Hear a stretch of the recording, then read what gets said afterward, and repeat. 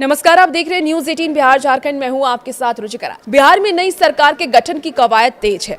नीतीश कुमार आज यानी कि 17 नवंबर को इस्तीफा देंगे और 20 नवंबर को शपथ ग्रहण समारोह होगा, जिसमें कि 10वीं बार मुख्यमंत्री पद की शपथ नीतीश कुमार लेते हुए नजर आएंगे। लेकिन मुख्यमंत्री तो नीतीश कुमार बनेंगे, लेकिन डिप्टी सीएम कौन होगा इस बार? इस रेस में कौन कौन दावेदार है, उसके बारे में हम चर्चा करेंगे। बीजेपी और जेडीयू के मंत्री हिस्सेदारी के संभावित समीकरण क्या है, इसके बारे में आपको बताएंगे। क्या मंत्रिमंडल में बड़े फेरबदल की संभावना है? क्या कुछ बड़ा फेरबदल इस बार हो सकता है? क्या MY यानी कि महिला और यूथ की बात जो नरेंद्र मोदी करते नजर आते हैं, क्या इस बार के मंत्रिमंडल में महिलाओं और यूथ की भूमिका ज्यादा हो सकती है? चलिए इसके बारे में विस्तार से आपको जानकारी देते हैं। तो देखिए, बिहार विधानसभा चुनाव 2025 में 202 सीटें जीत करके प्रचंड बहुमत हासिल करने वाली राष्ट्रीय जनतांत्रिक गठबंधन यानी कि NDA में अब तक सरकार के गठन को लेकर के अंतिम दौर की कवायद तेज हो गई है। सूत्रों के अनुसार जो जानकारी सामने आ रही है, नीतीश कुमार 17 नवंबर को राज्यपाल को अपना इस्तीफा सौंपेंगे और उसी दिन नई सरकार बनाने का दावा भी पेश करेंगे। सबसे बड़ी खबर यह है कि 20 नवंबर को नीतीश कुमार 10वीं बार मुख्यमंत्री पद की शपथ ले सकते हैं और इस बार के मंत्रिमंडल में बड़ा विस्तार देखने को भी मिलेगा, जिसमें कुल 30 से 32 मंत्री हो सकते हैं, जो कि विधानसभा के क्षमता के अनुसार 36 की सीमा के करीब होगा। खास बात यह है कि विधानसभा में सबसे बड़ी पार्टी होने के बावजूद भारतीय जनता पार्टी और जनता दल यूनाइटेड के बराबर मंत्री हो सकते हैं, जिससे कि सरकार में नीतीश कुमार की पार्टी का कद एक बार फिर से बढ़ना तय माना जा रहा है। जेडीयू ने विधायक दल की बैठक भी बुलाई है, जिसमें नीतीश कुमार को विधायक दल का नेता चुना जाएगा और इसी दिन बीजेपी विधायक दल की बैठक भी हो सकती है, जिसमें कि उप मुख्यमंत्रियों के नाम पर अंतिम चर्चा होगी। सीएम हाउस के अनुसार आपको बता दें कि सीएम नीतीश कुमार 17 नवंबर को राज्यपाल को अपना इस्तीफा सौंपेंगे और नई सरकार बनाने का दावा भी पेश करेंगे। सहयोगी दल की बात कर लें, जिसमें कि LGP-RV है और RLM है, हम हैं। तो सबसे पहले LGP-RV की बात कर लेते हैं। LGP-RV और RLM ने भी साफ कर दिया है कि नीतीश कुमार ही मुख्यमंत्री होने वाले हैं। अब नई समीकरण को भी जरा आप समझ लीजिए कि यह जो नया समीकरण है वो कैसे होने वाला है।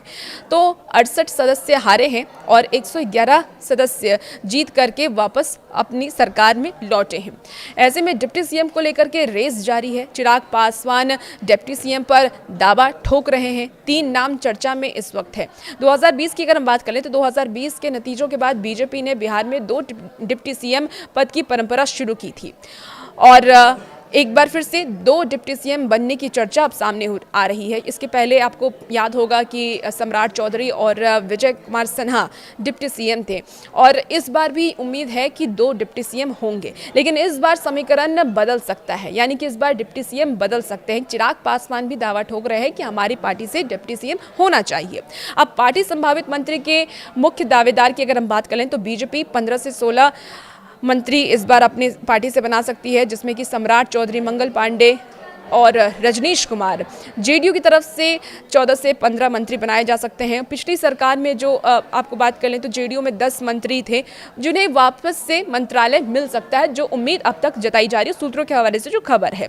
इसके साथ ही LGP-RV की बात करें तो 3 प्रदेश अध्यक्ष, जिसमें कि राजू तिवारी और हम से एक संतोष मांझी, RLM से उपेंद्र कुशवाहा की पत्नी स्नेहलता दावेदारी में है। इन्हें कोई भी मंत्रालय दिया जा सकता है। अब LGP-RV की तरफ से जो दावेदारी पेश की गई है डिप्टी सीएम को लेकर के, इसमें कौन कौन से नाम है वो भी जरा आप जान लीजिए।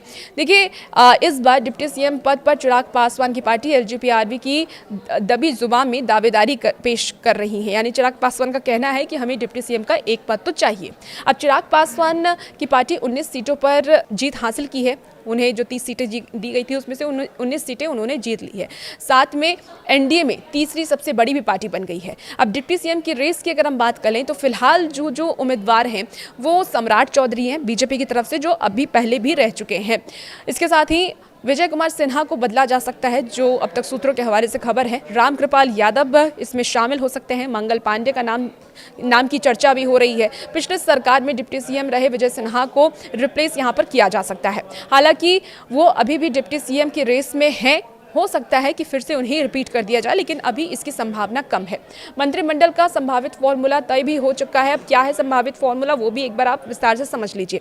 देखिए, सूत्रों के मुताबिक इस बार मंत्रिमंडल में 30 से 32 मंत्री हो सकते हैं और पिछली बार के अनुभव के विपरीत इस बार जेडीयू और बीजेपी के बीच लगभग बराबर बराबर मंत्री पद बांटे गए हैं और बांटे जा सकते हैं, जो सूत्रों के हवाले से खबर है। जेडीयू अपने कोटे के मंत्रियों में बड़ा बदलाव नहीं करेगी। पिछली सरकार के 10 मंत्रियों की वापसी लगभग तय मानी जा रही है, यानी कि जेडीयू अपनी तरफ से उन्हीं मंत्रियों को रिपीट कर सकती है, लेकिन बीजेपी में कई नए चेहरे भी देखने को मिल सकते हैं। देखना होगा कि प्रधानमंत्री नरेंद्र मोदी ने जिन बात को दोहराया था, MY समीकरण, महिला और यूथ की बात को दोहराया था, क्या बीजेपी अपने मंत्रिमंडल में महिला और यूथ को जगह देती है? ये देखना बेहद ही दिलचस्प होने वाला है। और ये भी देखना दिलचस्प होने वाला है कि इस बार 2 डिप्टी CM कौन होते हैं। क्या LJPRB की तरफ से कोई डिप्टी CM बनते हैं या फिर पिछले ही डिप्टी CM को रिपीट किया जाता है। और भी ऐसी वीडियोस के लिए बने रहिए न्यूज़ 18 बिहार झारखंड के साथ।